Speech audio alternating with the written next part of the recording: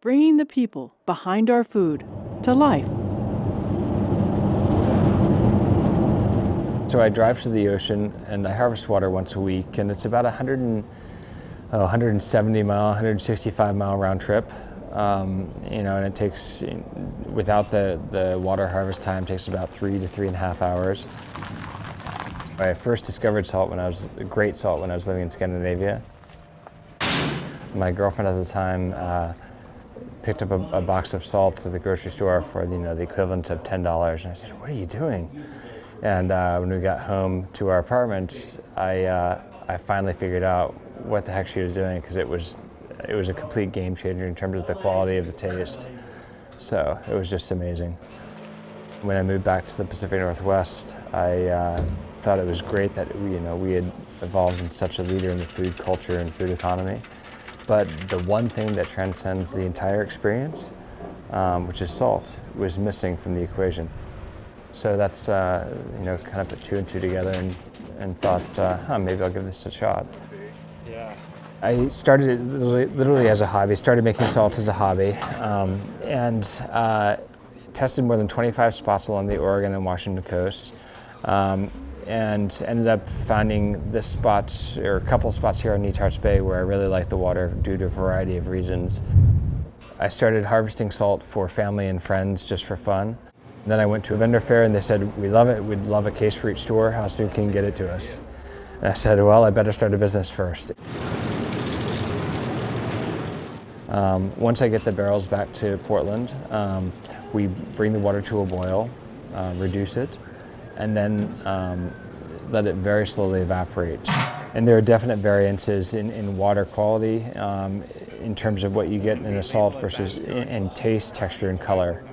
And they can be likened to subtle terroir differences, or as we call them, merroir differences, between a salt harvested here in Netarts Bay versus Gold Beach, Oregon.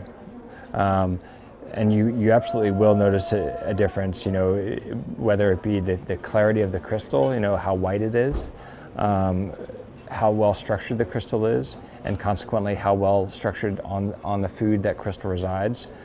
So is it going to yield very, very easily once you bite down on it, or is it going to kind of hold up more almost like a rock salt and have more of a crunch? So and then the taste, of course. The taste is a combination of the mineral balance and any other natural organic ingredients that naturally occur in seawater. We take strides to try and pare back and strip down some of the minerality. They give a lot of sea salts kind of a bitter aftertaste, and so that what we're end up left with is just a really beautiful, clean flake finishing salt. So you're more likely to use it when a dish is finished cooking, rather than salting your pasta water. Some of the variables with salt making that we don't have control over are what we're experiencing inside right now with one of our pans, is that it rained a lot this last week. And so salinity counts were down a fair amount, a fair ways from where they usually are. You're dealing with an ever-changing raw material, which makes it very technique driven, and so that you really have to kind of experiment and play around with each batch to get the right balance of minerality. I've been really surprised by two things. Number one, how much work is involved with each batch of salt. I knew there was going to be work involved, but I didn't expect that it would be so round the clock, 7 days a week, every single week. But hey, I'm doing what I love, and I have zero complaints about it. The second thing I'm really surprised about, and frankly truly grateful for, is the really, really warm reception by both customers and chefs that we're working with. We're launching a Kickstarter campaign in order to build out a facility on the coast.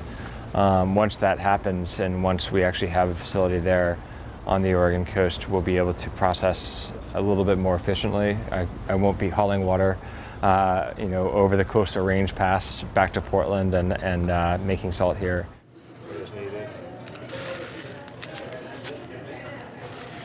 But we've just got to keep are focused on maintaining, absolutely highest quality standards that we can, and cross our fingers for the rest and hope that people are proud of our products.